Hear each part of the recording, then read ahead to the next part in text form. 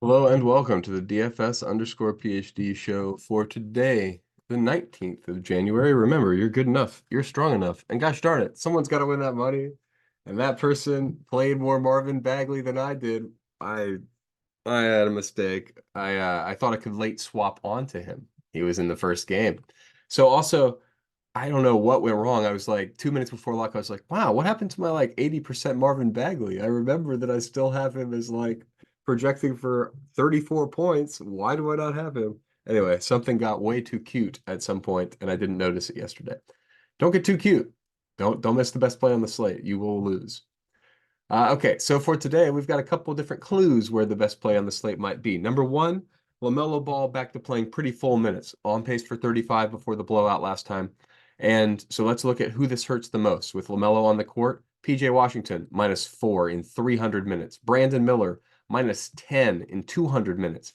These guys are not thankful he is back, and you should lower their projections.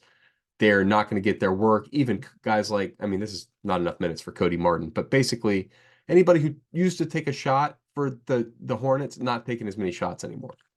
And then we of course have the news that I waited long enough to get. We have Wembanyama out already, but everybody knows what that is. That's basically just is Zach Collins back or not. But something people are misinterpreting for is Atlanta. So Trae Young is out. So with Trae out, we have, you guys all know about Dejounte Murray, but did you know higher differential per minute for Sadiq Bey? So anyway, Jalen Johnson, I think Hunter's still out. So Jalen Johnson, Sadiq Bey, Dejounte Murray all look a lot better. You should play them today, probably. Let's look at where do we have them for?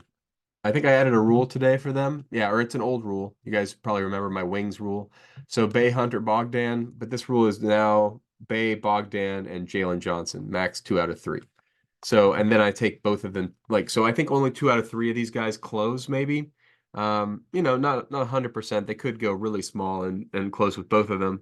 But I think probably just 2 out of 3, or at least 2 out of 3 of them have a great day. You don't have to fork it if you don't want to, but generally speaking, I think somebody could still lay a dud. These guys are all shooters, you know what I mean? So that's my general reasoning for leaving the 2 out of 3 in there. And that's just a 2 out of 3 for Jalen Johnson, Bogdan, and Bay. Dejounte is going to get his regardless, and it's not shooting based. So those are the guys you got to have. And then I think I don't have a fork or anything with Capella and Okongwu. They've been playing alongside, and that's a reasonable outcome. I'm not going to have very much of them either. Yeah, I'm just matching the field, maybe. Yeah. Okay, so who does that make core today? Well, we're going to assume Tre Jones is starting and gets non-popped minutes.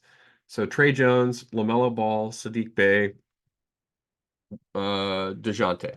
Those are your 3 best plays of the day. It's not really that close with Dejounte. I think so. I like Bey just because the field's not on him. Why is he 9%? It's just absurd. I don't know. Maybe he doesn't start. Is that what that's about? I don't care. If anything, that makes him more blowout proof. This game's right on the borderline now, 6.7 point spread. So I recommend that's a perfect time for correlation picks. First of all, you can check out put a correlation pick over here as well. So I'm taking the overs just in case the game does stay close, because obviously Jalen Johnson, Dejounte Murray, Sadiq Bey, you just heard me make the case for that. And if it's close, well, probably on the other team, the guys who score the points will be the guys who score the points. Okay.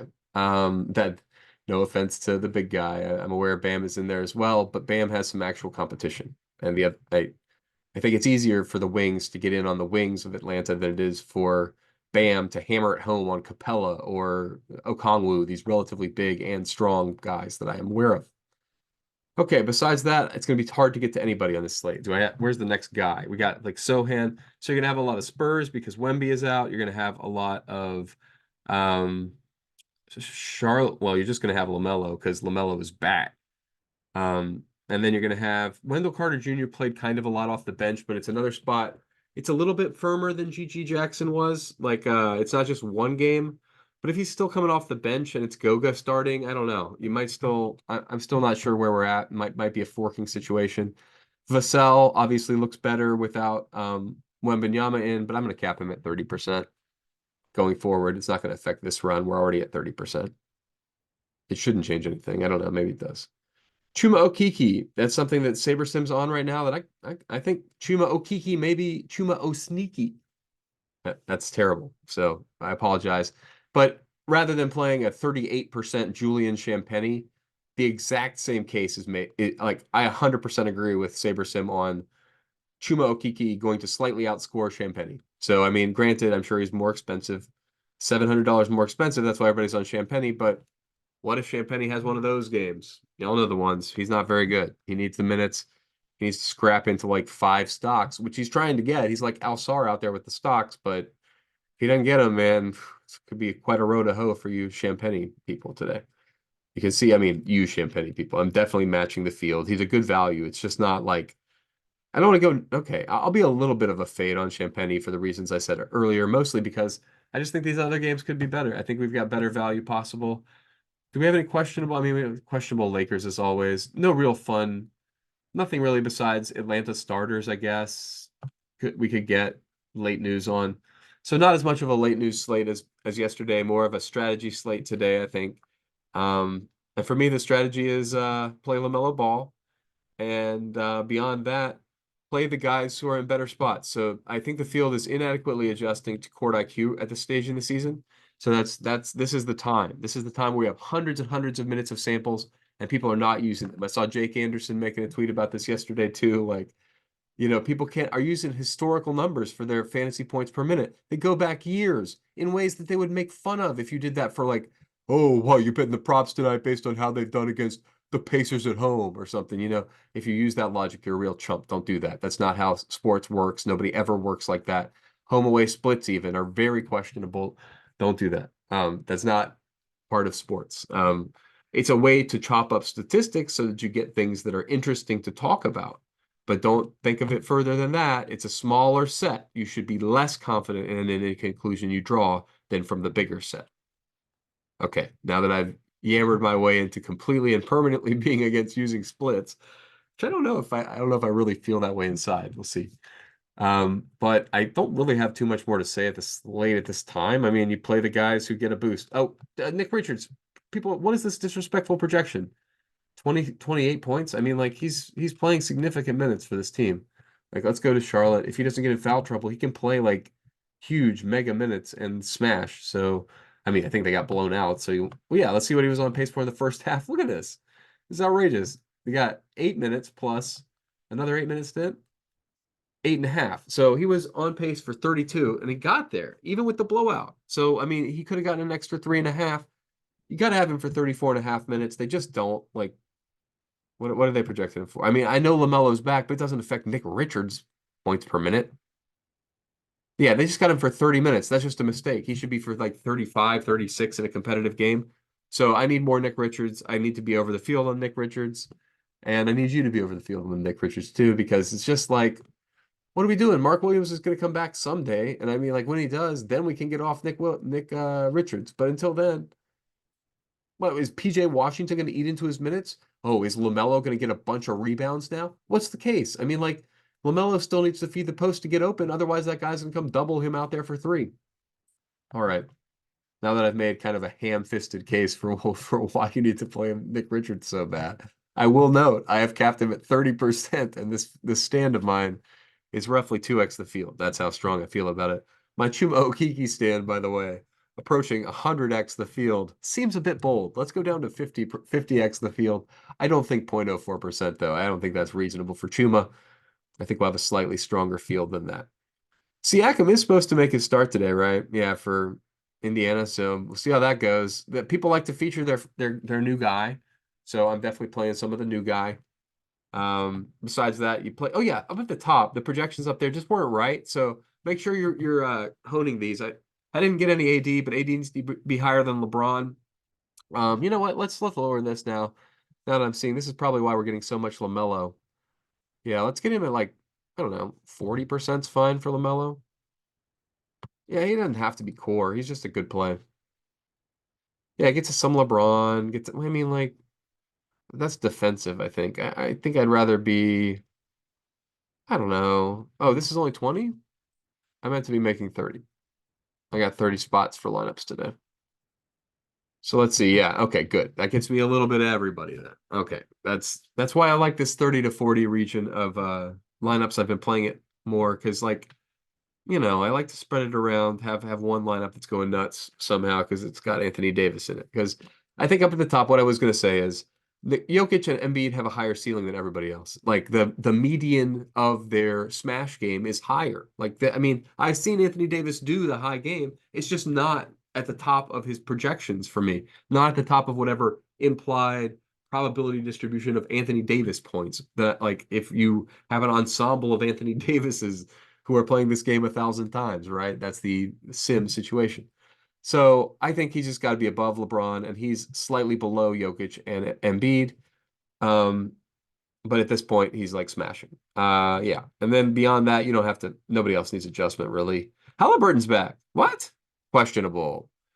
I'm gonna question that. I don't think it. We'll see if he's back. I thought he was still injured. I thought I saw something even 5 to 10 days. Didn't we get that news? Whatever. I hope he's back. I'm glad he's close, but don't trade on that information. I don't think that's right, and that probably means, assuming we get Halliburton ruled out news. What's going on with that?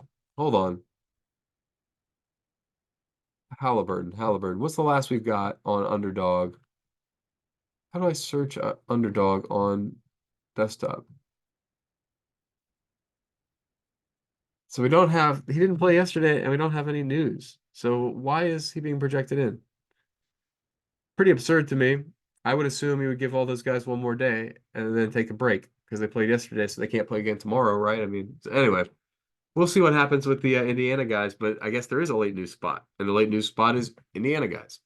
So keep an eye out for if you have any wiggle room left, you could play for that scenario, right? I mean, it's pretty nuts that this native projection is projecting all of these guys who just missed yesterday in. I guess they're saying that Siakam's here, so now everybody's ready or whatever. But to me, I don't know, guys. I don't know if Halliburton's going to make it back today. I don't know if Nesmith is going to be ready for sure.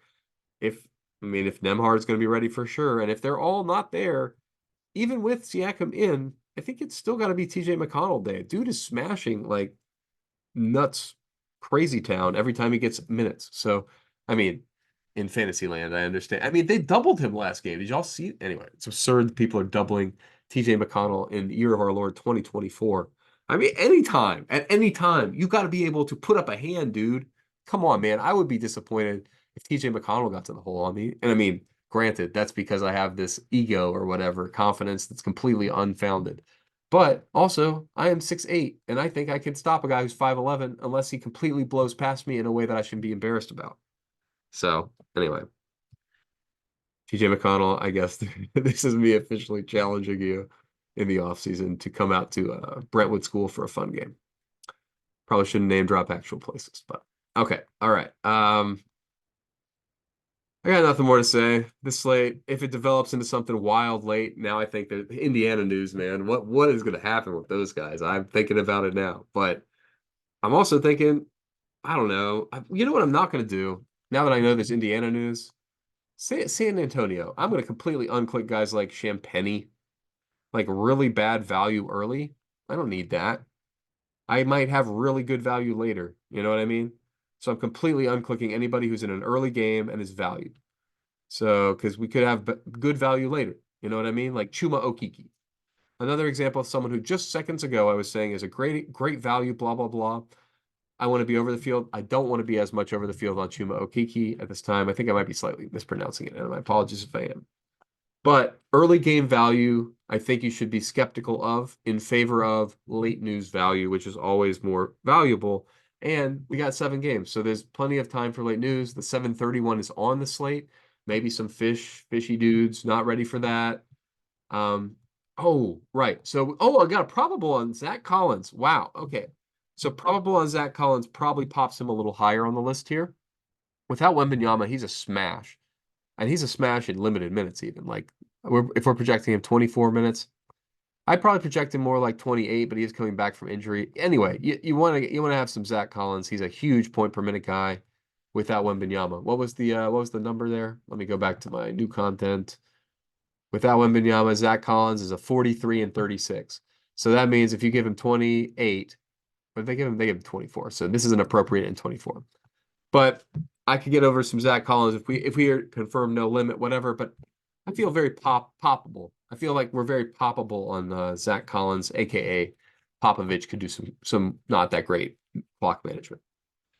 That would just be frustrating. Rozier is another guy who I think gets a little bit hurt by he's not on the list of guys who are the most hurt by him. But because he doesn't really play the minutes alongside LaMelo that much, so he could still shoot his way to a monster blowout. All right, I'm done just looking at the random guys who I'm like taking a shot on. You get it. Shooters can shoot. If you get a shooter, you leave him in the pool. He go off any night. If he's not a shooter in an early game, you cap him at 15%. That's how you deal with. I was just saying, like, make sure you leave room for late value. And remember, you're good enough, you're strong enough. And gosh darn it, someone's got to win that money. Might as well be